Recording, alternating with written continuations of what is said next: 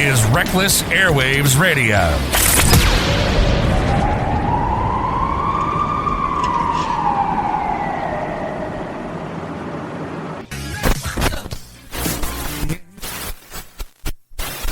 This is Rob from The Rob and Slim Show. Check us out every Wednesday on IPMNation.com/52. You are listening to Reckless Airwaves Radio.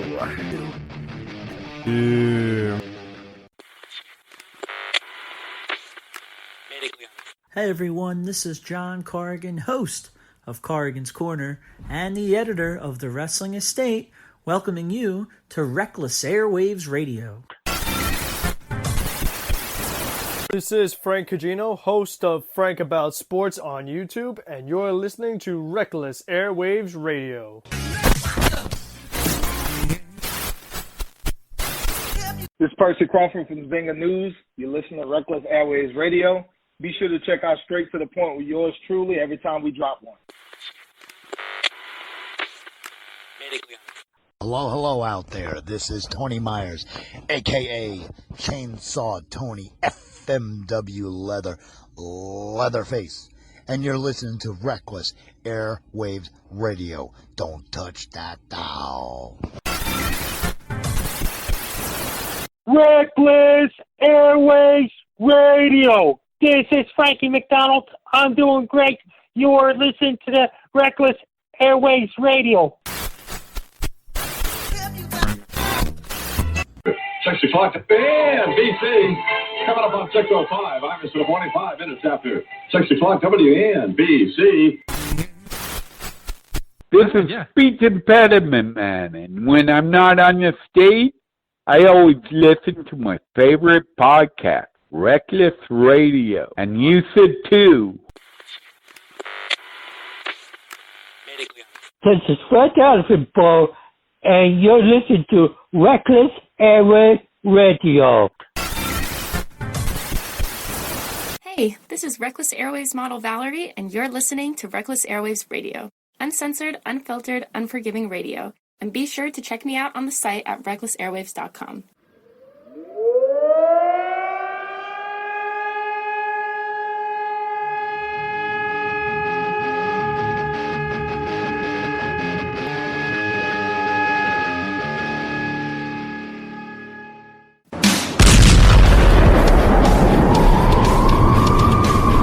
Welcome to Reckless Airwaves Radio. Uncensored, unforgiving radio that's always willing to push the limits. We don't care about political correctness. We don't need anyone's approval, and we do what we want. We are ready to wreck the airwaves. This is Reckless Airwaves Radio.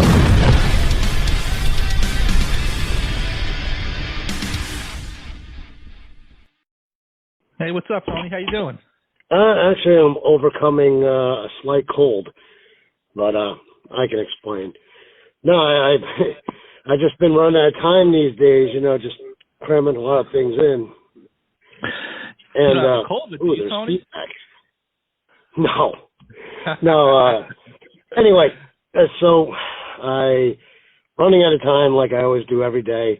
I tried cramming in girlfriend, work, work overseas, everything in, including like trades I'm doing for obscure stuff that I was on wrestling in Japan, like mid-90s all the way up until like, the most recent. So I took a shower. Fellas, you can't put your hair up when when you're falling asleep. I always let it dry out. But I underestimated putting a fan on it, so I wound up like with a bad cold. I've been harking and hacking and right. Yeah, so I apologize to anybody out there if that bleeds through on here, me coughing and hacking, but yeah, I've been a little under the weather. That's all right. I've done full interviews in the past where I've coughed the whole time, so that's no big deal. That's part of doing it. So what's the latest, Tony? It's October now. Are you still going back to Japan soon, or are you here for the foreseeable future? Well, they had said to me, and this came straight from the horse's mouth and passed on. they're looking at around New Year. I mean, they're waiting from the embassy to know the best exact. And because such a high, the highest percentage in the world that tested positive for corona, Canada and America. So congrats, America. Anyway, so yeah, the bad news is handed down to me, and they're like, just hang tight, just sit tight, everything's okay. And I'm like, it's not okay. I got to get out.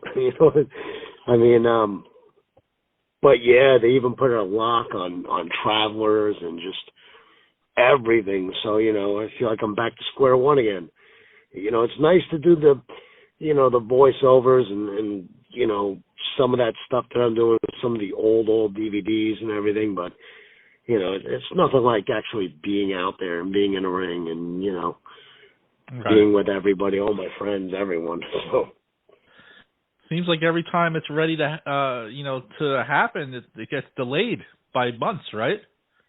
This is a few times in a row now, basically a year and a half's worth. Yeah, 5 times. This is the 5th time. 5 times, wow. But I'm thankful I'm not dragging anybody along with me or dragging anyone down with me. I guess I'm that guy that kind of, will be the idiotic one to kick the door in. You don't know what the hell's behind it. But then once you realize it's safe, you're like, come on, guys. Yeah. It's almost like one of those deals. Yeah. I was going to say that's all right, though. You go when you can. You have no control over it. Yeah, that's one thing I've tried to adapt with the Japanese culture and everything else is their level of acceptance of getting over things. Their level of, your father passed. Oof, wow, I have to go to work. Right. And then, you mentioned Corona. My God, now the jokes have taken on a different meaning to me because, like, okay, they didn't want me to go public with it, but my cousin gave my sister and both of my parents Corona. And then now my parents' results have come up negative, so they had their 3-week quarantine. And they didn't want it out there publicly because my mom was sitting there going, that makes us seem like grimy people that we caught this thing. And she barely had a cough. Anybody can get it. You can get it from going to a gas station or something. That's the thing I have never understood about this, the way people want to keep it a secret. It's not like it's an STD or something. It's a freaking cold. It's another version of a cold or a flu. So I don't understand that. I fear for my cousin because, everybody else had their shots, but he's one of those hard-headed people. And, the government, man, be careful. Nah. I'm not going to have a Facebook account because somebody could hack your information. And it's like, well, they'll tag me in embarrassing pictures from the 80s because he was like a roadie for Bon Jovi. Yeah, he was like a roadie for Bon Jovi. The funny thing is, people who have gone to the doctor their entire life have gotten prescribed medicine their entire life, never had a problem taking that medicine. They never cared what it was. They were just like, is this going to make me better? Yeah. All right. And they took it. Every drop of it, every pill of it. And now all of a sudden, because they're brainwashed by, the news and by politicians who, by the way, got the vaccine before they ever, was available to us, now they're, making a stand. It's the stupidest thing I've seen in my entire life, to be honest.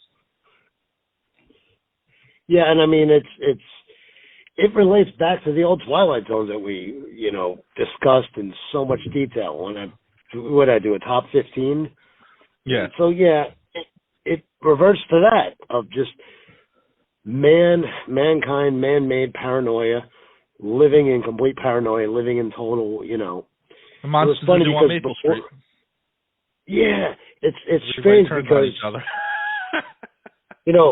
Eddie Gilbert and Terry Funk and Onita, Eddie Gilbert was what Terry Funk was to Onita to me.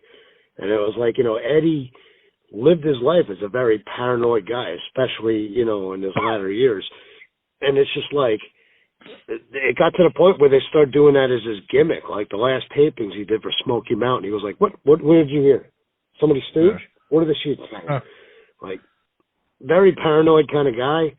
That's because he gave a shit about what he did and what people thought and what he just did. It's instilled in wrestlers by nature.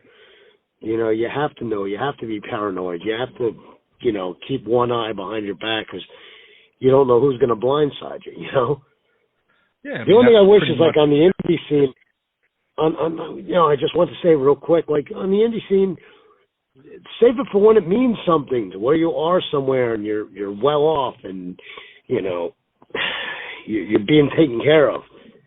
Don't do it on the indie scene where you're making nothing and yeah. That's life in general, though. There's always someone that's gonna, looking to stab you in the back or get you in trouble or jump in front of you. That's in any job. It's in most relationships. Sometimes it's in marriage. It's the way it goes. It's just life. That's people. Yeah. Well, Lady Marion, that's one of those things between her and I that, when you've been wronged in the past, it seemingly takes forever, even in a new relationship, to let go and trust and leave yourself vulnerable again. I mean, that's just human nature. That's just the way that it works. She pointed that out to me, and I went into more detail about it with her. It's inherent nature, especially as we get older, which they say, when you age, you don't realize that you've already become tough, and that you're just tougher and tougher, but you don't realize it because you're desensitized to it because you're growing older. You're just growing tougher. It grows on you, right. To have thicker skin or let things be more passive, or you know what I mean? Yeah. That kind of toughness, not right. Not hey, I'm willing to kick everyone's ass. Like, no, that's just stupidity. But I hear you.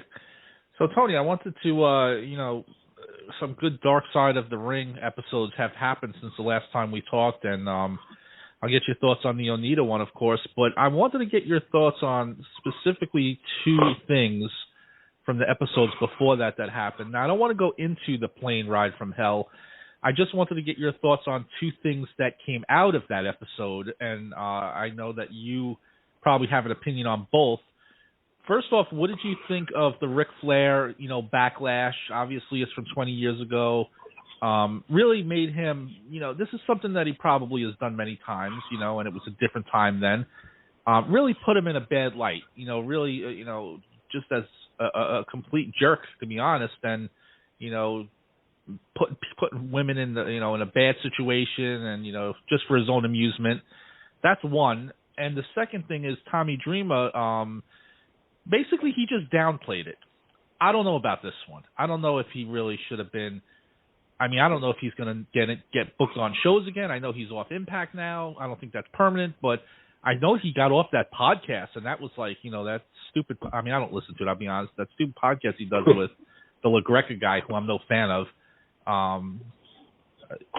To get thrown off that, or at least put off on that. I mean, that was like a little boys club. I was surprised that happened. But what do you think of those two things? All right, first things first, Ric Flair. And guys wonder why people look down on wrestling and why we're like this weird fraternity for a bunch of weirdos doing stupid, weird theatrics in trunks. This is why. There's another thing right here that contributes to why. It's the difference of when I wrestle overseas versus here. We're the ones that leave fucking tape balls and shit. And out on one of the ECPW shows here on the East Coast, one of the wrestlers left. It was either behind a baggie of coke or meth.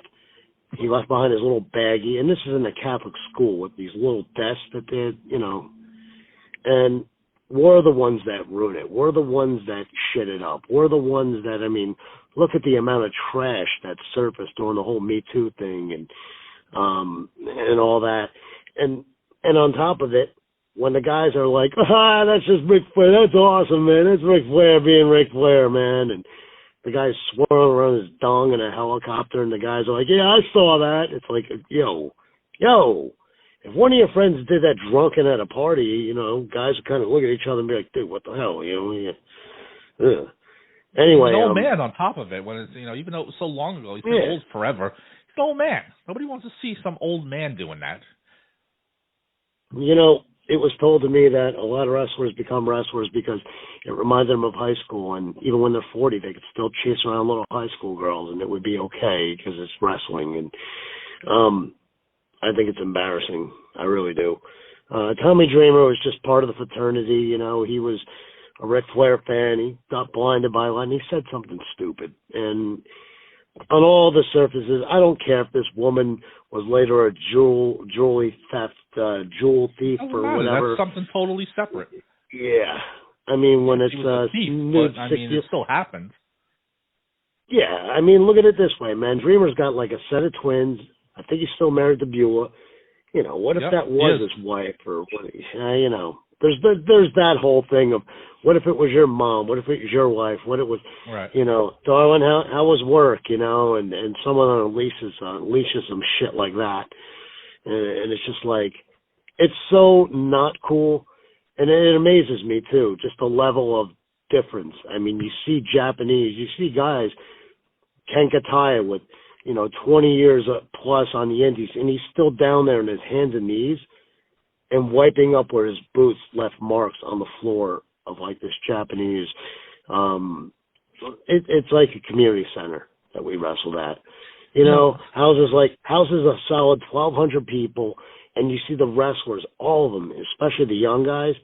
But you see mid-carders, you see even your Ricky Fujis that are out there, and they're, you know, cleaning up the room, or they're walking around and they're looking for any trash or anything. Or I saw Ricky Fuji reaching, and he's like, oh no.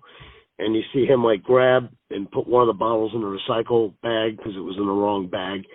That guy has so many years in the business that I just think that it's, don't get me wrong, there are levels of sleaze far worse in Japan than there are in the United States, but it doesn't surface to the alarming degree of like almost where each and every individual guy out there that it seems like something's brought up on, or that they did something really ridiculous or stupid. But everybody gives it a pass because it's Ric Flair. But, you know, so many double standards. He's really turned me off, you know, in the last couple of years, though. I mean, it's like his track, and I like Ric Flair. I've always loved Ric Flair, actually, but just the wrestler, Ric Flair. I mean, I've come to the conclusion that this is probably one of the most despicable guys that you would ever come across. And yeah, he's a nice guy to the fans, but I mean, he has a long track record now. I mean, this goes decades of just being a dick, and you know, all the stuff with the wives and, you know, blowing money. It's like, you know, this guy never grew up. And, yeah, he gave us some great wrestling memories, but not someone I would want to know on a personal level. As far as Tommy Dreamer goes, I think Tommy Dreamer will do anything for money, it seems like. I mean, he will associate with anybody. You know, he'll do anything with Rob Feinstein. We know his track record. He doesn't care. You know, he's just scraping by. You know, he'll do whatever he has to do. And I understand. You know, he's a married guy with kids. I mean, you wonder what he thinks about, you know, when he deals with these people. But what else is he going to do? This guy doesn't really have any skills aside from, you know, wrestling. Business is business. My last dealings with Dreamer's like one of the nicest, most cordial, he's a nice guy. I'm just saying he's going to associate with whoever will get him money is what I mean. I like 5 years ago, when I was still with Corporate Domino's, you know, I told him, you know, because we were just going around the room kind of, and Nunzio now works for the courts, you know, up where he lives. And, you know, we were just kind of going around the room, just, you know, the latest. And then Dreamer's like, you know, how'd you get into the whole Domino's franchising thing? And just nice, down-to-earth guy. We got outside, and this is like a couple of years later, because Mike Masters, Rocky Jones would put him on all his shows, and you know, we're just back and forth, and he's like, yeah, I heard you going back to FMW, and I'm like, yeah, and you know, telling him the latest, and I got a big compliment from him that night. Nunzio ran out of tape, so he borrowed my tape, and Dreamer's like, look at you, not even 5 minutes in here, and you're a bum mooching off the young guys. And I was like, young guys, yes, I'm a young guy, yeah. Anyway, no. But, you know, we were just yakking away and talking. And this is right when, what the hell did he do? The House of Hardcore thing. And I'm walking out to my car. I had a great night. Good night, everyone. You know, wrestled my match. And Rocky Jones himself goes, you don't have to stay and watch all the matches. You know, you pay. You know, you could leave. And I didn't really want to leave. But anyway, as I'm leaving, Dreamer goes out to his car for something, and I reminded him, I said, so how's it feel, man, to have 1,000 new best friends? I mean, people calling you all the time for work, House of Hardcore, and he was just like, yeah. As if to say, like, everything that happened before in that locker room, that was a work. This is the real deal. And he was just, like, real passive. And I just kind of laughed it off, and I just thought, was that, like, all, like, an illusion? Like, you know, that's for the boys. That's the way he is. And his gimmick away from the boys is very, yeah. But, you know. I think he's a moody guy, though, because I was watching him do one of those signing things, you know, and it was with Feinstein. And towards the end of the show, he was just really grouchy. And I get it, you know, sitting there for 5 hours, you know, signing stuff.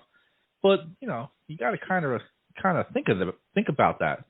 5 hours. Yeah, but I mean, on your ass signing stuff. I mean, you should be thanking God that you're making money off that. That's not exactly hard work, you know. And he was just really grouchy, and you know, I don't know.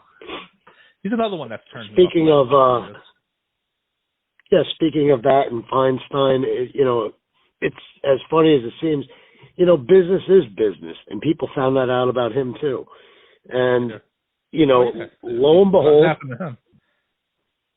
Well, back in 2017, Rob approached me and he said, look, you know, I'd like to do a shoot interview. I'd like to this, that, and the other with Onita, because he saw how big it was at CZW. He saw the lines wrapped around the building, and that's no exaggeration. I know how much wrestlers inherently, you know, exaggerate so many things. No, I was there. I saw it with my own two eyes. I don't have any reason to lie. I'm a 47-year-old grandfather who... You know, I'm past having a politic or get to wear a network, and I'm happy. I can't believe that I still have, you know, an office job there and, you know, a contract that binds me, you know, Magic Box Pro and how they're doing and everything. And, you know, it kind of blows me away. So the things that come out of my mouth is just me by my own, you know, what's happened to me and the way things are. I don't have anybody to impress. You know what I mean? I'm just a guy who got to be a lucky fan who got to pursue this and do some things. And I mean, wrestling is still fantastic to me, no matter, you know, what an old mule she is and what a nagger, and no matter how much she'll screw around on you and hurt your feelings, you know, you just, I know the next time I lock up with Ichiro Yaguchi, I'll just be on cloud nine again and dance with him, and then he's going to punch me really hard, and I'm going to hit him back really hard, and he's going to say, come on, let's rock, motherfucker, and I'm going to say, praise Jesus, let's do this, you know, because he's one of my church buddies. All that being said, Dreamer, Flair, they know from a human standpoint, and they're going to think it's a snowflake, cancel culture generation thing. It's not. It wasn't really right then. You shouldn't have been getting away with it then, and I mean, how embarrassing when you look at that whole flight from hell on the boys' behavior, and that's just not, you know, come on. You want people to take wrestling seriously, and you do that. I'm the last person to, because I hate cancel culture and I hate political correctness. It's not what I grew up with. It's not what I believe in now. But you know, right is right and wrong is wrong, and that's just dumb. You know what they did and said, and that's not cancel culture. That's just stupidity. You know, if anybody did that, if someone who I knew personally did that, I would be like, what the hell? You know, why would you even do that?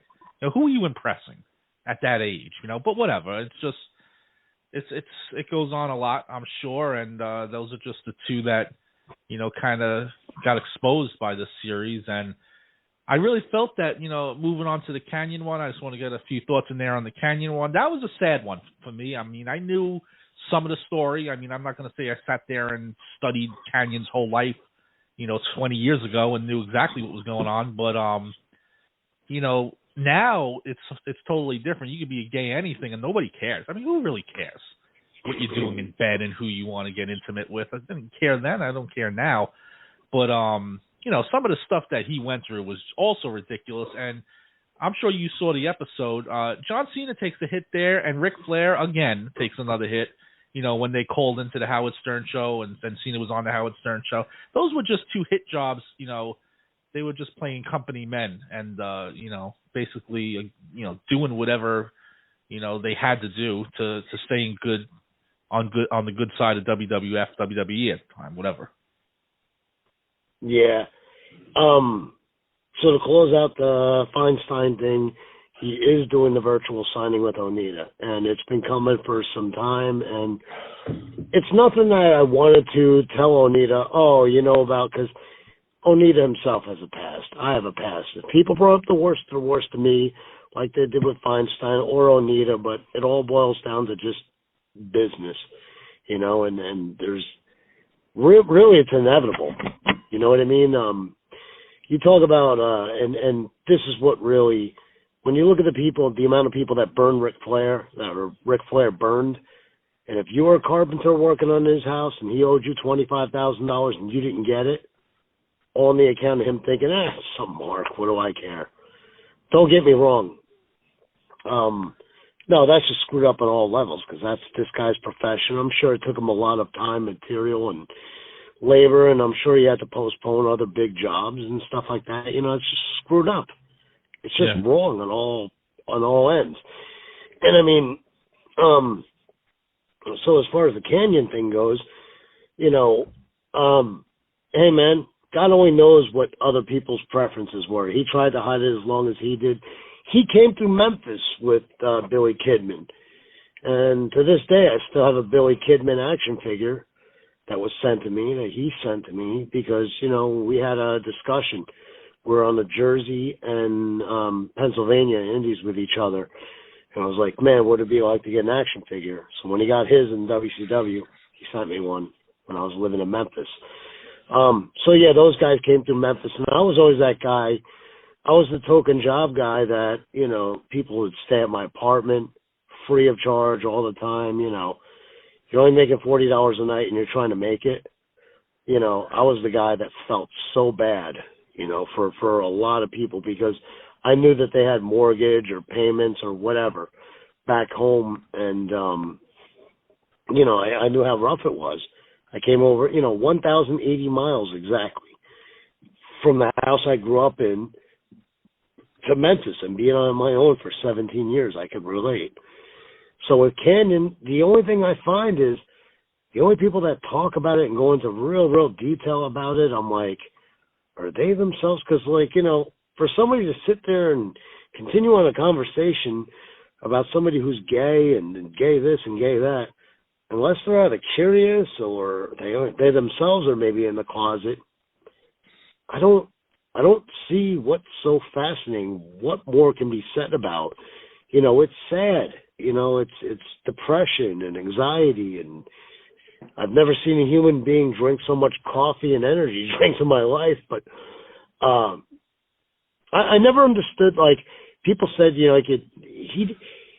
just had a way of talking like this, because he had the huge, such a heavy New York accent. And back in the day, him and Kidman actually went to Pete McKay's Lower East Side Wrestling in 1994, 1993. Those guys were hanging around there back then. Pete McKay's Lower East Side Wrestling. I mean, it was in this really tiny, it was like the housing projects. But I mean, you went down into the basement, and everybody from Nunzio to Crowbar to Jason from ECW to, I mean, so many people went through there and wrestled, and you literally wrestled, and then they gave you like a piece of chicken at the end of the night. But so you watch these guys come up through there, and they must really love the business, which he sure did. I mean, to his credit, what a talent, I mean, it's just, he got slept on for the obvious reasons, and I don't think any of the, being gay really had to do much to do with it. I mean, there was punishment. I didn't like the way to see The Undertaker manhandle him the way he did. Yeah, see, The Undertaker, that's the other thing I was going to bring up. The Undertaker's part of this, too, because, nowadays I know wrestlers have a lot more say, and they could probably say, I'm not going to do that. But I know back then, if you didn't do it, you got punished, especially when, Vince was at his most ruthless and stuff like that. But he's in the middle of this, too. It's, I guess, it is, when you get to know your stars and the people who you're a fan of, you realize that they're pretty, they're not they're not these great people, that you think they are. They're pretty. They can be pretty bad people as well, and you start to see a lot of bad things about a lot of these wrestlers show up as time goes on, and the more they do these dark side episodes, you're going to see it more and more. We all know the history of Shawn Michaels and Triple H. I mean, they all were dicks. Let's be honest. Every one of them was dicks. Good wrestlers, entertained us for a long time, but some of the, some really horrible people. Let's be honest. As weird as it is, down in Memphis, I was just an extra, showed up, and back then you got paid whether they used you or not. They called you in and you went. So they went down to the Pyramid, and then Jerry Lawler, about not even 20 minutes after Raw ended, Lawler goes, Triple H likes steaks, and just if you could take him to the hell was the name of that place? My buddy Ryan. His legal name was Ryan. He went by the name Chucky because he looked like a friggin' doll. When I was managing the Gothic nightclub, he was like one of the better patrons that we had. Henry's was the name of the place. And Lawler's like, just take Triple H there. He was like the coolest, nicest, most cordial guy. Asked me how I broke in, blah, blah, blah, small talk. And, you need a full tank. Well, I'm getting you a full tank of gas anyway because you took me out here, and I had to bail out of there, man. It was a stressful night, and I wasn't trying to get too personal or nothing. I'm like, this guy's gonna not even remember my name tomorrow. But it was like stuff like that was stuff that you were prone to do when you were, a job guy or extra when the WWE came into town. So he was always good to me, and looking at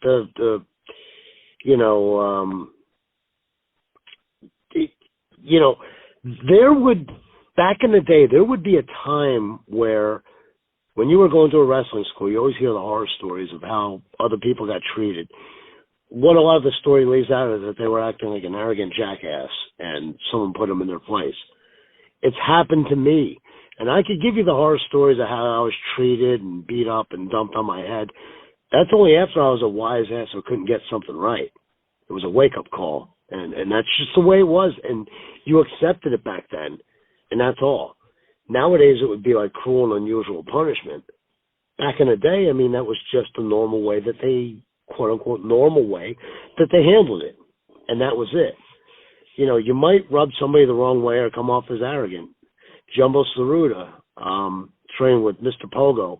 This is before Pogo was one of the very first graduates of the New Japan Dojo, which ironically enough, Onita was one of the very first graduates of the All Japan Dojo.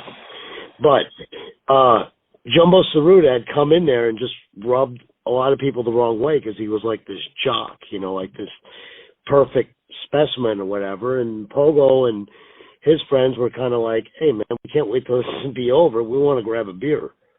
Even though he was an athlete and everything else, all these guys are just, in their downtime, they're doing their downtime things. They want to have fun. They want to chase girls. They want to do whatever because, they were out on their own. They weren't any longer living with their parents. But Jumbo Tsuruta kind of came off as rude or I'm better than, holier than thou and that kind of thing. And so Pogo and his friends, picked on him. But not in a malicious way. It was kind of a way of, when you look at the old Tough Enough, and they're kind of busting balls with Christopher Nowinski, because, that's right, I went to Harvard. It's kind of like that. Versus, we just don't like this guy. He's better than us. It's not like that. It's, so you never know the full story on a lot of fronts. I do know that going into the other dark side of the ring, in the days leading up to it, Onita legit feared that it was going to be a hit piece because he had known, because I stooged off what happened with Dreamer, and so Onita was like, I just hope that I don't come off bad in people's eyes. He didn't come off bad. You just got to not say anything stupid. Dreamer said something stupid. Onita's another one he learned from his past, and the hardest thing they could hit him with was the scandal that he went through. And even then, I'm not saying it's okay. I am not. I'm not justifying anything, this, that, and the other, and I'm not stating all this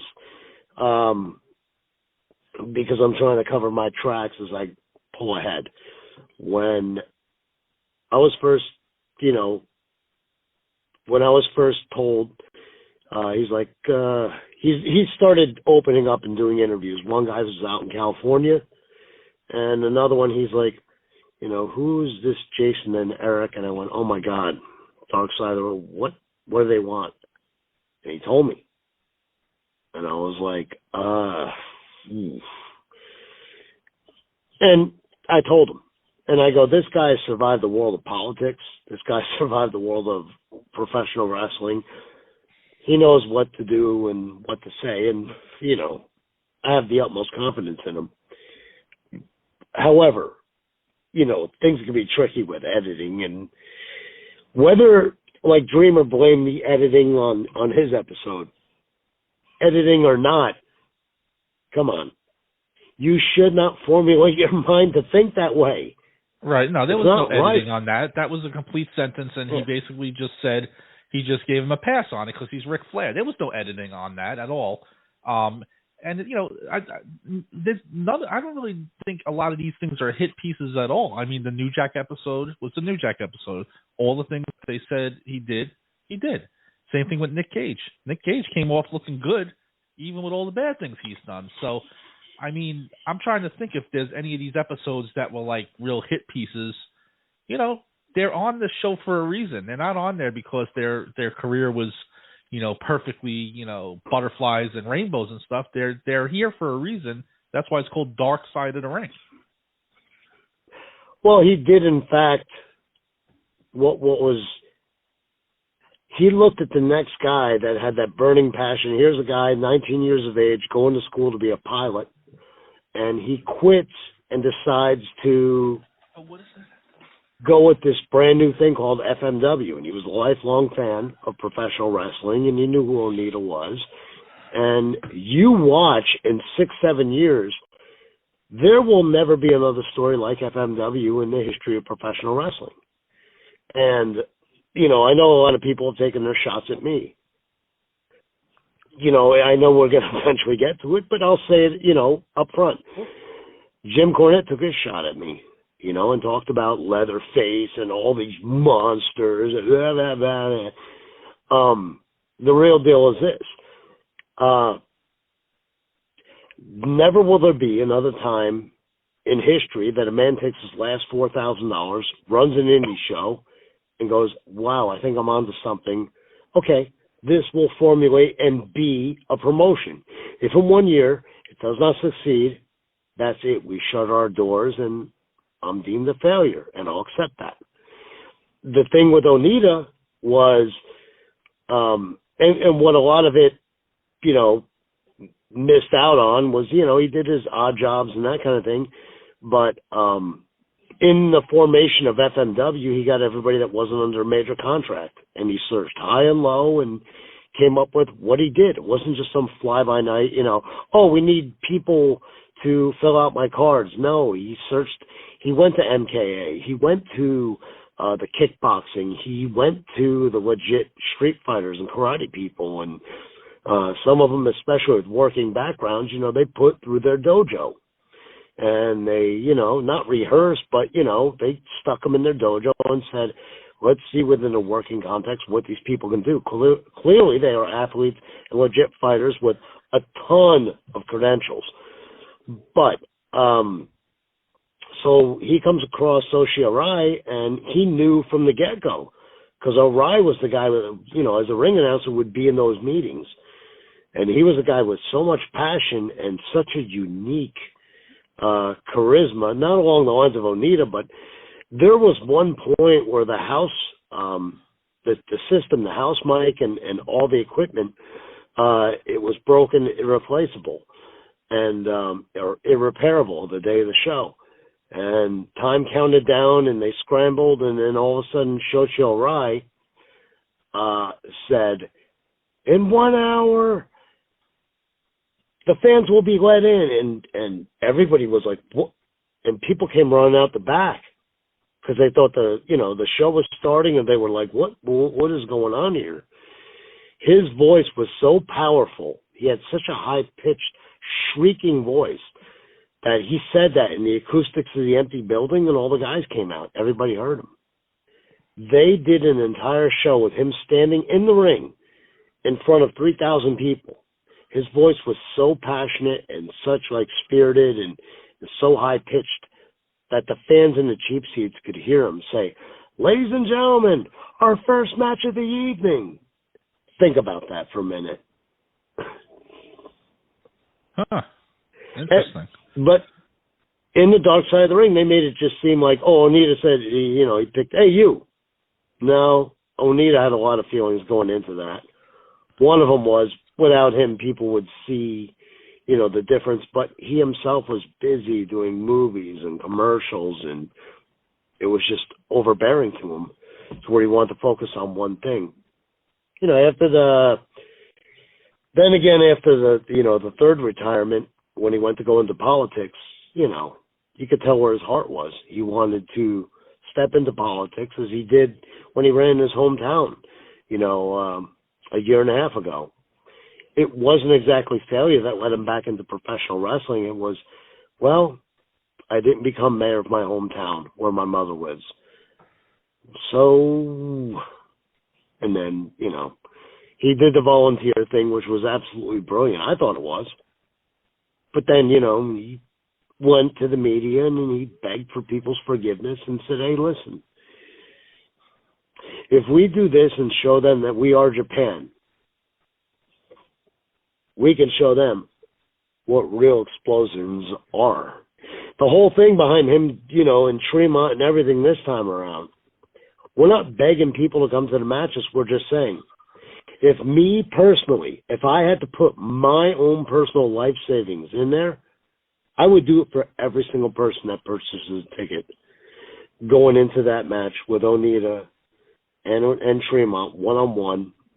I personally would love to be I would love that responsibility. You want to know how I know that everything will be fine, everything will be okay? Because Onita himself is flying his 2 technicians.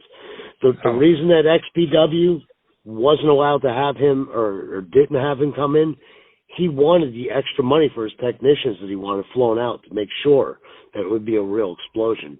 Because he saw what CZW did back in 2000. And he was like, see, it would have failed. If it was him and Terry Funk back in 2000, it would have failed. So where are they having this Tremont match? Is it an indoor state? Is it indoors, outdoors? Where is it? Well, it's in Trenton, New Jersey, and it's at this ball field. And the ball field sits, a couple thousand people. And there's people come from all over for this. And on top of everything else, if in the event of rain or anything, and Onita popped when he heard this, I said they have a tent that sits over 1,000 people, well over 1,000 people, like a giant tent. So if all else fails and weather or something permits, there you go. It's going to be conducted under there. And they thought that was absolutely brilliant. People can say what they want to about how Matt Tremont runs a business. His mind is in a lot of places, and I'm not defending him. I'm just stating the truth and fact. But there's always a backup plan. There's always, you know what I mean?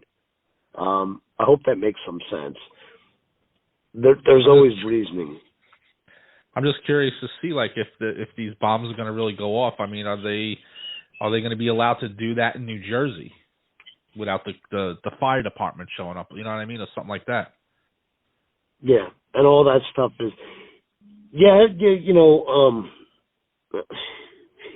without giving away or saying too much, he knows just what to do. They've been through this trouble before. Yeah, they've been through this trouble before, and that was over 4 years ago. And even leading into then, one of my best friends who has nothing at all to do with professional wrestling, he was in corporate Domino's just like me. And I just happened to meet him, and he goes, oh, I mentioned to him what I do. And I go, so if I vaporize and I go to Japan, that's ultimately what I'm going to do. And I said, I work for this promotion. And, I started to explain a bit about, what it is I do. And then when, I started telling about the story of Onita, he was like, oh, wow. Because, eventually I explained to him about the part of, they brought FMW back here, and that was the creation of ECW. And, which, it was cool watching Terry Funk, and it was great watching Sabu, say that was the advent of, that was it. But, yeah, it got bastardized and pulled out of, because America was more the jackass kind of thing, where Japan, Onita had that connection with people because they knew it was coming from this guy's heart. Not only that, they realized what a terrible and unenviable position that he was stuck in. Can you imagine? You got Tiger Mask versus Dynamite Kid. And then you're Giant Baba and you go, we need to have our own Tiger Mask and Dynamite Kid. You look around your roster and you go, okay, Onita, he's a great light heavyweight, and which at the time he was. And you go, let's import the best light heavyweight that we have, and there was Guerrero, and and then that whole thing, but in almost short order, wrestling that light heavyweight style just tears up his knees, and and by then Onita himself had been going so hot and heavy all those years that you could almost imagine, but him going into it, and, the deathmatch thing is bastardized here in America because look at the story of Onita, of this guy who was dirt poor, and he was basically wrestling and doing what he can to support his mom because he lost his father when he was, 12, 13 years old. And here's a man that comes up and says, I'm poor, I'm fat now, I'm not a very handsome man, but I'm willing to give it everything I got. And come on, that was the first time anybody had ever seen, somebody on a regular basis, not gig, but just gig from the arms and chest. And you have to remember the time that this all took place. That's what drew me as a fan to his, I'm like, this is not like professional wrestling. This is more like a movie.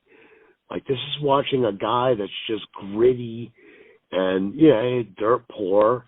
And the only thing he has to offer is, what he would reiterate to the fans, that he was enduring all of this pain on a nightly basis because they supported his product. And, he no longer had to worry about where his next meal was coming from. He no longer had to worry about, not having money for soap when he took a bath.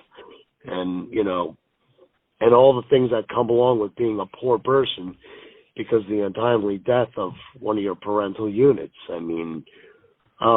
It's what drew a lot of people into being fans of his. That and that charisma of his was just like, and then you realize he's emulating Terry Funk. Oh my God. Even the way, go ahead. If you watch old Onita matches, even his selling and the way his body movements are just so unique and just so different from anything you've ever seen.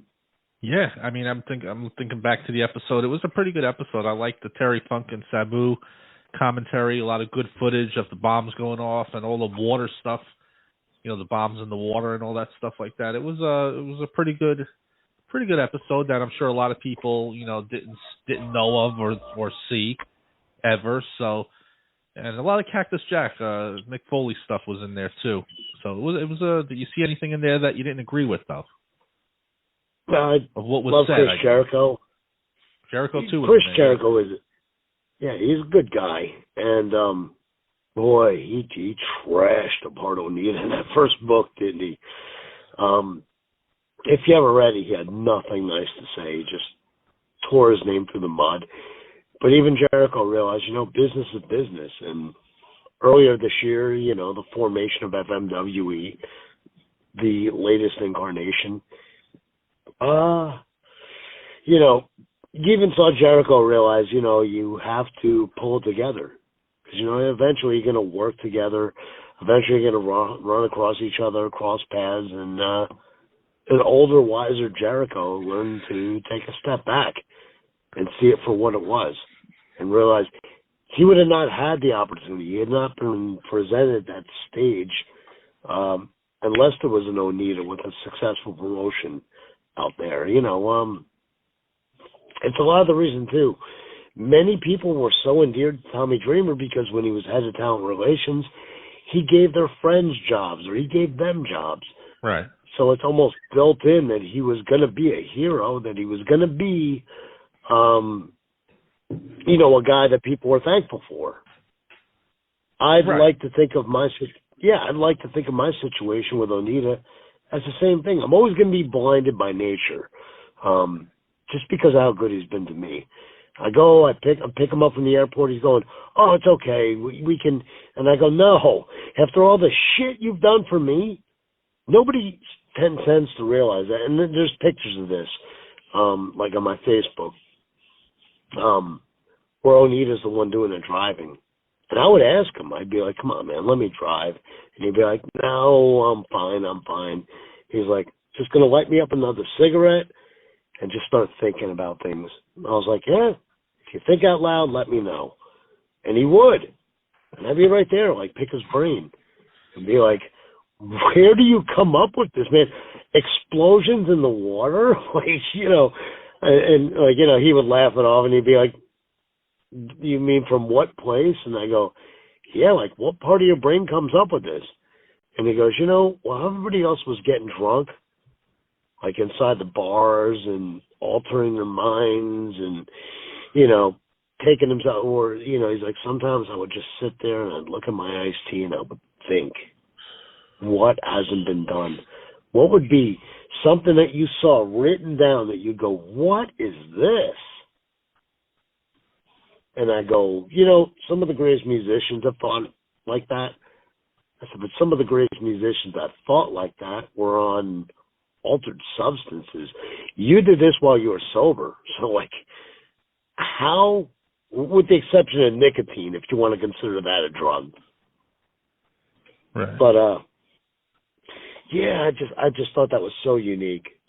First time I saw it and it was ever drawn in, I looked in the back of a magazine and right at the end of 1989, and like for some odd reason, the lesser known, it wasn't Wrestling Eye, it was one of the lesser known, like Wrestling World or one of them.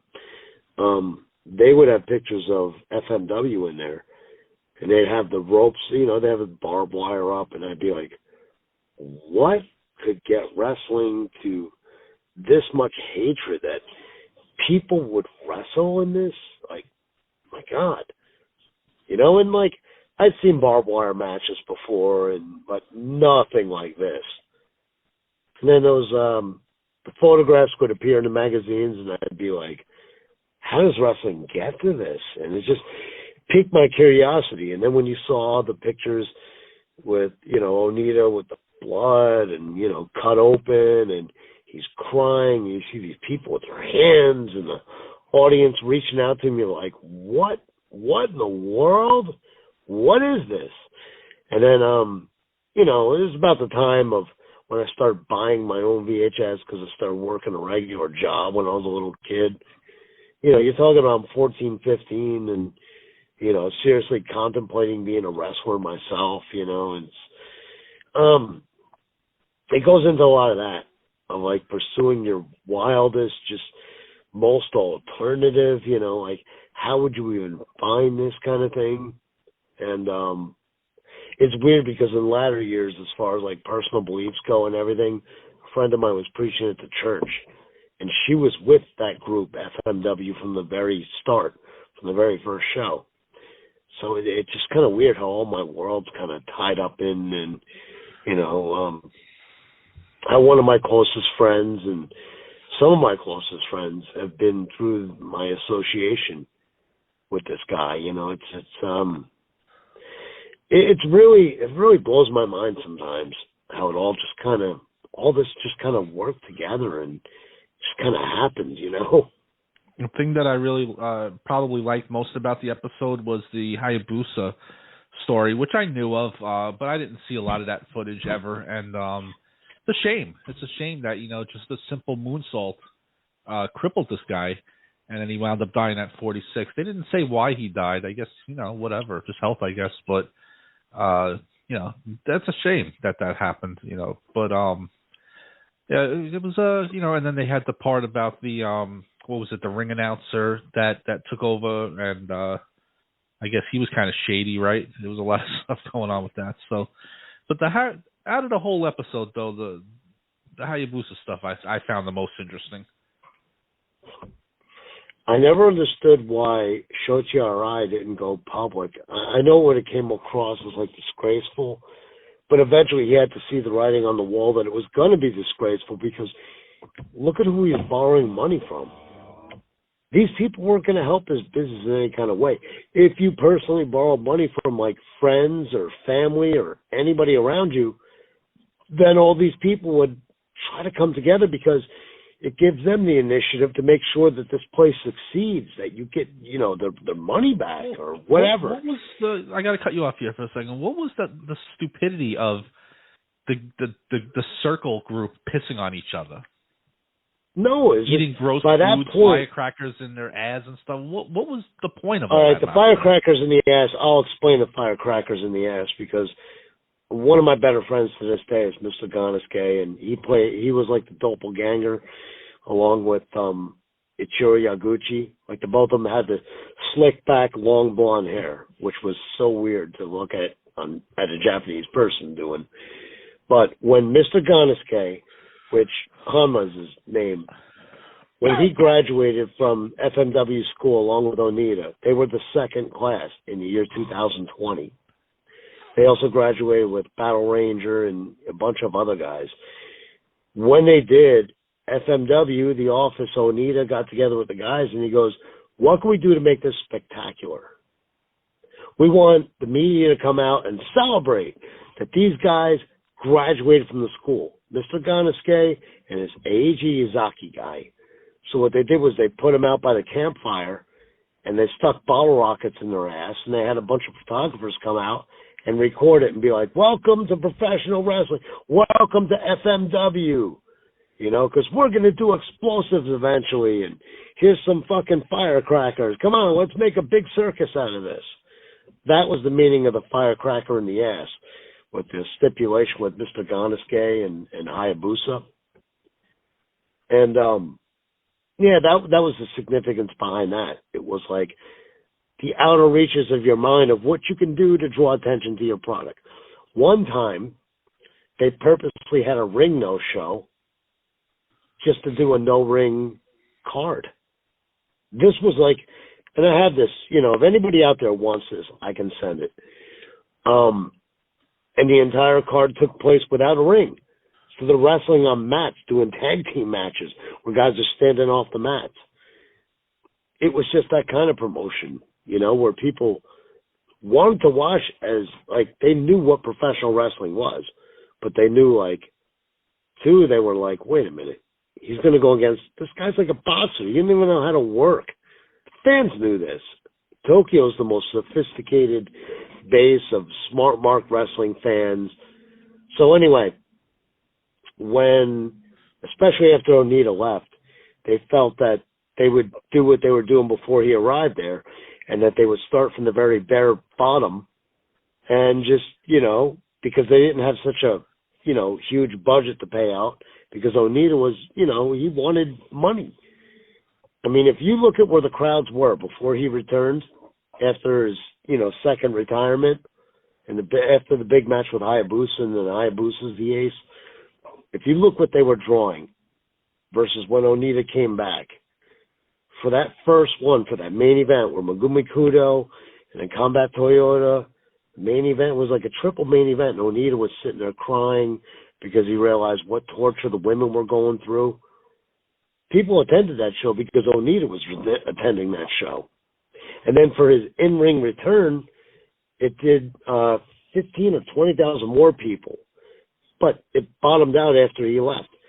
So when he was in the office and then Fuyuki and crew came to him, they felt that he was getting too much power because he basically took over the office, which who could blame him at that point? Because they weren't drawing anything without him. I mean, they were showing signs of turning around. They showed signs of starting to build some momentum, but everything popped overnight, you know. Everything took off when he returned. So anyway, the wrestlers felt, you know, more and more power. There was a lot of jealousy, this, that, and the other. And then they all sat him down and said, Shoichi Arai, who feared for his life to tell Onita, you know, we're making you quit FMW. So the whole thing was is then they went the entertainment route. And everything was like the Attitude Era, only done like Japanese style. They had Shoichi Arai, the ring announcer, you know, that took over FMW. They had an actress come in and play his daughter, and I mean, just the silliest shit you've ever seen in your life. Yeah. Complete with them, the stipulated match between Hayabusa and Mr. Ganisuke is whoever loses the match gets bottle rockets stuck up their ass and lit. Strange. You know? Now, think about the blood and guts, heart, spirit, you know, Onita crying, the passion of FMW versus that. It's ridiculous. Yeah. You know, and you see why Shoichi Arai went into so much debt, because who the fuck wants to see that? Nobody. And Shoichi Arai, the ring announcer, you know, there was never really hard feelings. Yeah. This guy, you want to talk about dark side of the ring, they didn't mention this part. Not only he went to the park that he played in as a child. Right. And he looked around in that park and realized maybe the insurance money will take care of the rest of his debt. He at least 4 different loan sharks he personally borrowed money from. What more needs to be said? He goes to the park he played in as a kid. You know, he always had his shirt and tie, you know, he's a Japanese businessman. He throws his necktie over, you know, a set of bars and hangs himself. Yeah, that's crazy. It was a crazy story. The whole thing was really interesting, and I'm sure most people in the United States didn't know 90% of that. Did you see, like, at the end, towards the end, when Mick Foley was, I think it was, yeah, it had to be Mick Foley, I think, was talking about it. And he was basically saying, you know, that was, you know, FMW kind of lost its luster at that point, which was a long time ago. So I don't know if he meant to say that it's really, you know, not that significant now. Did you see it that way, or am I reading that wrong or hearing that wrong? No, nobody had, by that point, it had only been to me, FMW, and just, you know, Hayabusa could have carried it out if done and given the right, you know, they should have stuck to those roots. But with so many of the independents and people leaving and Big Japan forming, and they legit feared that with everybody else, all these other groups doing death matches and hardcore and everything else, that they would just be just like them. No, there were enough of those old FMW fans, and that's where they went. They were like, we'll just get our blood and guts elsewhere. At least now we don't have to watch Choco Ball. And this guy was a porn star, legit, who decided to become a wrestler. Yeah. You know, and just so brilliantly absurd. And I mean, to me, they came up with so many neat things, you know, from that entertainment era of FMW, but it was everything that the original, the dark, dirty, war poor FMW, and just watching that whole thing expand, it was everything that they weren't. So to me, like, the heart was gone. I was like, oh, I'll just see Onita perform elsewhere.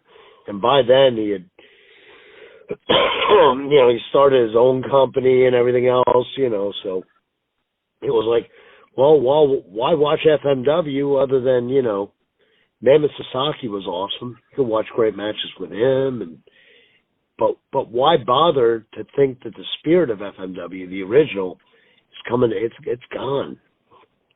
It's gone. It was a very, just to wrap up the FMW Dark Side of the Ring thing, it was a very interesting episode. Onita came off fine. I don't think there was anything bad that came out of it, just from someone who doesn't know a whole lot about it, even though we talk about it frequently. I thought it was a good episode. I mean, it was a lot of good footage and, stories we really didn't know about, and I don't think anybody came across bad. It was, it was what happened, and it's something, again, not to repeat myself, but I think most of these Dark Side of the Ring episodes come off good. I mean, they're going to tell the bad things. That's why it's the dark side. It's not the happy side or the bright side of wrestling. It's good. I mean, it was a good episode. I think most of them are good. It's the one I'm really looking forward to. I look forward to all of them, but is this Rob Black XPW, right? Rob Black XPW? Because I'll be honest, as big a fan of ECW that I was, I kind of tuned out, the late, like 99, 2000, because it just didn't feel like ECW anymore, and then it was gone. And I didn't really get into any XPW stuff. I was very young still and dating and stuff like that, so I didn't really pay attention to it. And I look back on it, and I'm like, it looked interesting, but I didn't watch it when it was going on. So I'm really looking forward to seeing that porn star guy, wrestling thing combo. It seems really intriguing, so I'm looking forward to that one probably the most. That had happened with the later stages of FMW, where they had this dude that was a porn star, Choco Ball, and he actually matured into a half decent wrestler. But XPW, I want to say I got burned out on that, because when that homeless Jimmy guy came over to Japan for I think it was like 10 or 12 days, I had heard so many stories from him about XPW. I felt like burned out almost, So, I mean, what do you say? The guy got sent away for obscenity charges, obscenity in porn. Rob Black. From what I've seen, looking back on YouTube videos, an interesting story. Some really bad characters, though. I mean, just again, looking back 20 years later, I mean, some of these guys don't even look like they belong in a ring, but it is what it is. It was kind of a grungy kind of thing. So was ECW at times. I mean, Hack Myers didn't exactly look like he should be in a ring either, but he was fine. So either way, I'm looking forward to just that story, and I could care less about the Vince McMahon steroid trial, because again, it's a court. What are we really going to tell us that we don't know, that we didn't know, from 1994? There'll be a couple of interviews. It'll be like that. It'll be okay, but it's not going to be anything too revealing. It's like when they did it's sad. It's sad. I was so burned out on that stuff, reading that in all the newsletters and everything. This is nothing that they're going to tell us that didn't happen. I mean, it happened in the courtroom. So, I mean, there's not going to be many stories that you're going to hear. Not only that, I mean, people everywhere always go to court because they want justice, and then they realize, shit, this is all about money. That's what it really is. Much, There's a lot more stories in the wrestling world that they're going to tell over the next couple of years, and it's going to be some really good documentaries. Some people are going to get pissed, because people are going to get outed, but that's part of it. They got to do an ECW one. I'm baffled that they haven't done that already. That should have been one of the first ones. But I'm sure that's on the list. And did you happen to see it's not Dark Side of the Ring, but it's on Vice. Did you see the Chyna documentary with all the footage of her before she died? I sure did. That was a great one. I was just watching that today, waiting to come on this interview here. That's a sad one. She was a tortured soul, too. She got screwed a lot. I mean, she wasn't ready for it, Triple H.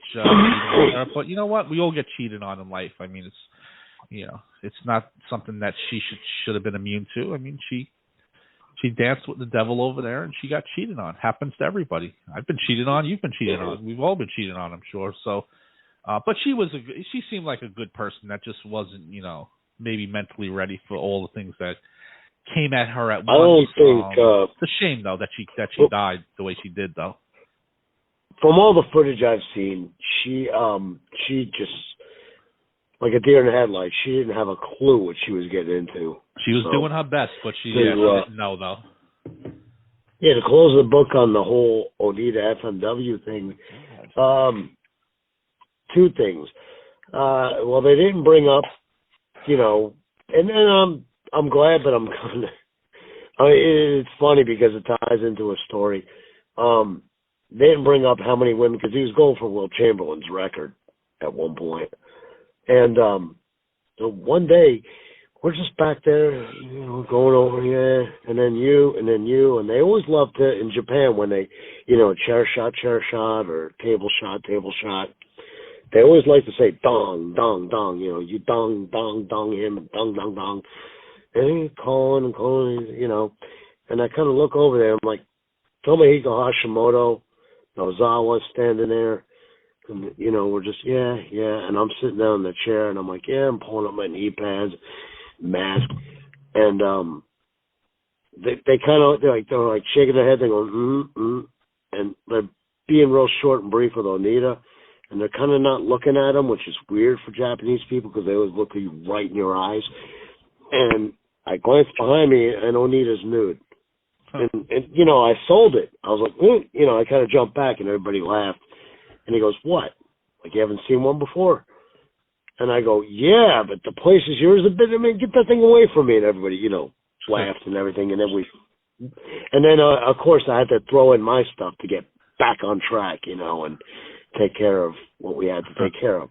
But, and they also didn't bring up the scandal, which, again, I'm not laying the groundwork to say what he did was okay. Politicians throughout history have used their political stroke to do certain things. With his, and it was all over the news in Japan when it happened. So, with his scandal. But a lot of people just kind of pat him on the back and go, hey, man, I know those porn stars, man. You got to rock those at the same time? Damn. Anyway, that's closing the book on that. And, what more could you possibly say about what, and to know the guy's still going. The best was I heard this one guy point out, he goes,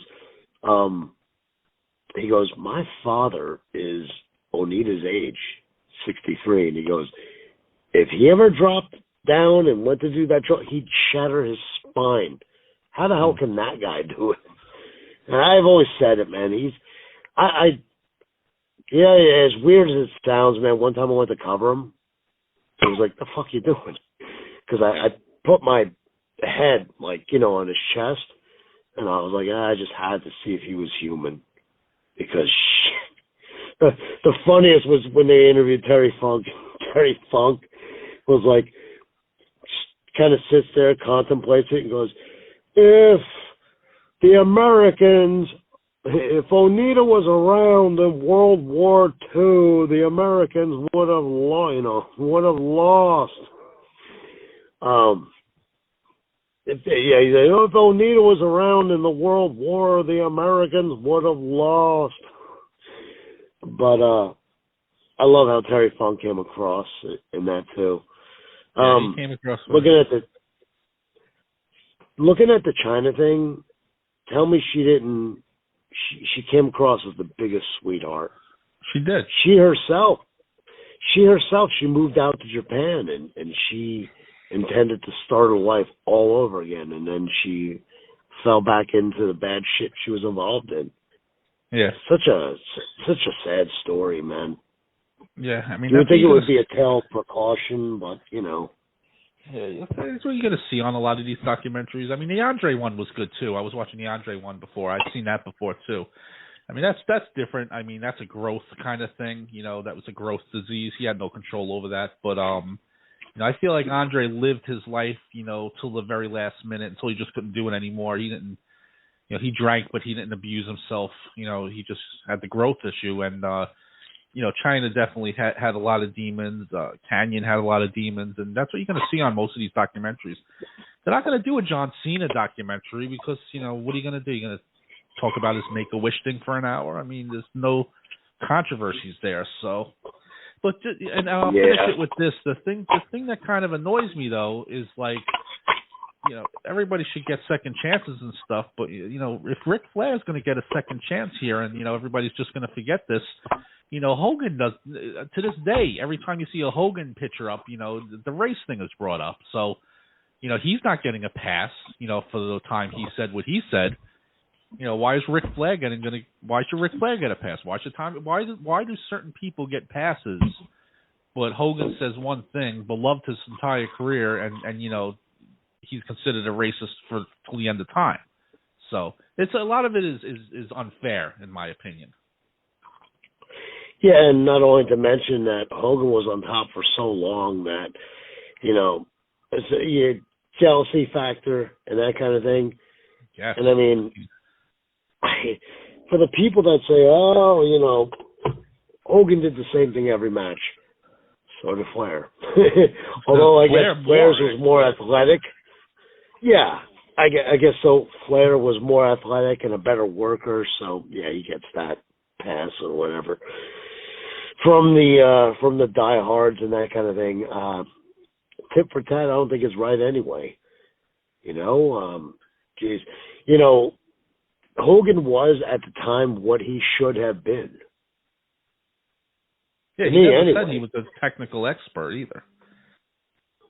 And you want to know what? He was supposed to be a monster. He was supposed to be a big, hulking guy. That's why they call him Hulk Hogan. He wasn't supposed to be a Bret Hart wrestler. I don't in any kind of way. And I don't do it just to drop names or anything like that. But these are friends of mine throughout the years who I saw from their humble beginnings. One of them is the Ace of Belts, a guy by the name of David Milliken, which, I mean, he's made all the UFC, all the WWE. He made all the old WCW titles. His work is just, I mean, if you Google him, he'll come up. So he pointed out, he said, if you look at Hogan versus Lawler, and this is like back in 80, 81, he said, watch Hogan come out of the corner. And he said, you see his hand right there, right above Jerry Lawler's knee as he posed for a body slam. He said it was just such great precision, timing when he did it. He goes, that right there tells you Hogan was a great worker. He was a great worker, and he made a ton of money. He did a lot of good things as well, just to, pigeonhole him for the one thing. And pretty sure he apologized. I don't remember if he did it so long ago, but, it is what it is. People are going to, every generation that comes along is going to, attack the previous generation and say their generation is better and everything like that. And, they're even starting to take shots at The Undertaker and everything. So, I mean, that's just the way it goes. It happens in regular sports too. And it is what it is. It's a different world. Everybody's looking to you just got to be smarter. You just got to be smarter. You can't just say stuff on camera and not expect it to be on YouTube the next day. So, it's so many times I'm like, what the hell? Or on TMZ or something so like many that. times I just, oh God, how many times I told myself, I was like, what the hell? These conversations are being recorded. You're speaking to an inmate of the state. What were you thinking, man? What went through your, oh, man, God, it sounds like I'm going to keep reverting back to it, but another one of those things they didn't cover when it was after the Bruiser Brody murder, and Invader, they wound up doing the angle with Pogo holding Onita as Invader stabbed him, and that Onita was going to avenge his, Bruiser Brody's death. They left that whole thing out too, which I understand they only had 42 minutes, 48 minutes. How long did they have? Probably like 45 to 48 minutes with commercials, yeah. Yeah. And that's not a lot. For that, I didn't get to see it live because I was at my regular job. So I had to watch a crappy bootleg version from, YouTube where someone, like, every 5 seconds they enlarge it and then they, you know what I mean? So they can't get caught for copyright. Right. Even poor Ricky Fuji went to post it, and the copy that he posted that was great was taken down for copyright infringement. So it's right. I don't know how long now. it takes Vice to get the Yeah. What's the that? Kanyon one's already up. I'm pretty sure that one's either up already or up by tomorrow or something. They don't waste time putting it up. It has the new to be one from is the up Vice next week. channel itself. Yeah, it has to be from the Vice channel itself. Otherwise, if you want to get the high def, which, to me, I didn't need the subtitles. I already heard what Onita was saying, and it loses a bit in translation with what he was saying, but what he was saying was his own words, and I'm so glad they didn't, they gave his side. They gave everybody's side. I just don't like, God, I'm reverting right back to it, but I'll change the subject in a minute when you interrupt me with your next question. No, it's when Shocho Rai's daughter tries to blame Onita for anything, it's like you've been led astray. For you to, and if anything, Onita gave your father a hell of a life because he provided him such an opportunity. I know I sound blind from being in the forest, surrounded by the trees, but no, that's what really happened from all accounts. Tragic ending to his life. You have to know better than to get involved with organized crime. It's too out in the open. Someone's eventually going to find out. Yeah. Well, on that note, I'm running out of time here on the episode to record it, so I think we'll wrap it up right here. This was a good one. I wanted to just stick with these documentaries, and that's what we did. We could always talk about other stuff in wrestling next time. These were three more, and including the Chyna one too. 3 or 4 good documentaries that they put out. Like I said, a couple other good ones coming out as well, and this was interesting. Looking at them and seeing what's going on. So we'll talk again. Especially now that you're going to be here in the United States for another couple of months. We'll talk in early November, see what's going on. Maybe I think by then maybe we'll get that Rob Black episode in too. I don't know which one's next week or what, but it's got to be coming up. So that's another one I'm looking forward to. Yeah, and as far as I guess the comments from, there are people out there that are not enlightened to, or they have no idea, or they weren't there for how it works overseas, and death matches, this, that, and the other, and talking about the wages that folks earn and everything like that. Simply put, overseas, I can sell any of my merch for double what I do here stateside. And if you weren't there, you're not there. There was a point where Mick Foley and his book put out, it was like $100. He was with the IWA folks and that kind of thing. But he does mention that he did a hell of a lot of money on merchandise. And until you know or have been there, which Foley's too smart to have went on record and said the kind of money he made on merchandise, because he made a killing. Until you know your facts and things like that, you can't really speak up on it. You can't say, oh, these guys are garbage, outlaw, mud show, deathmatch. People like that live in their mom's house, because after she kicked the bucket, they got a free home. And they save their money from, drifting from place to place with professional wrestling. And, for people like that, whatever you got to tell yourself. If you want the truth, it's out there. I'm the guy that paid my taxes. Yeah. All right, Tony.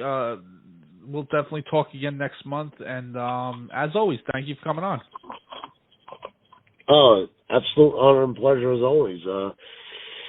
It's too much all at me at once almost. It's been nonstop with the messages and everything. I'm trying my best to get back with everybody, but man, as always, I truly do appreciate you, Sam. You and Reckless Airwaves, you know. Absolutely. I'm on Instagram now too. I had no choice but to join. Well, you know what it is? People, I like to get these interviews, and I like to always, look for some new guests and stuff. And Facebook is almost dormant. Although, I talk to the people that I've talked to for a long time on there. Twitter is still pretty good, but a lot of people are on Instagram right now. And even though I really didn't want to do Instagram, for the sake of bringing on new guests, I joined there. So, and I was on there already, but I'm just going to post stuff on there now as well. So I'll be posting this on there and Twitter and Facebook. So I've given into the Instagram thing. I refuse to do TikTok because that, to me, that's kids and teenagers. I'm not doing that. I don't do videos or any of that crap. That's kids That's stuff. legal porn. That's legal porn if that. you got my feed. Oh, Jesus. Not doing TikTok. No thanks. I got to stop somewhere. Yeah, I mean, on the Instagram thing, the Japanese thought it was absolutely brilliant between that and Twitter. That me and my personal Twitter and my personal Instagram got hacked by that guy with the chainsaw. But the Japanese thought it was brilliant, and I go, Americans do it all the time. They say some dumb or outlandish shit and say they got hacked. So I got hacked by a guy with a chainsaw. And then it just got... The thing is, behind the Instagram, the gimmick is I follow nobody, but for some reason, this idiot has over 1,000 followers. Yeah, I noticed that. How come you don't... I was going to ask you that. I don't want to be nosy or anything. How come you don't follow anybody on Instagram? I guess because he's a monster and he got no love for nobody, but but on Twitter he'll follow like Onita, FMW, Tababa that has his own all the bosses that owns companies and shit that regular, or Dave Meltzer, he follows Dave Meltzer for Christ's sake. What the hell, Oh boy. Let me wrap this up. I got my cat howling at the door, wants to eat, so that's definitely the end now. Oh, well. So. Your cat's got a lot in common with me. Yeah, he's ready. He's ready to eat. He was ready to eat like a half an hour ago, but I'm going to feed him now, though. But, yeah, Tony, thanks a lot for coming on, and we'll talk next month. Thank you. Yeah, it's always great talking to you, man.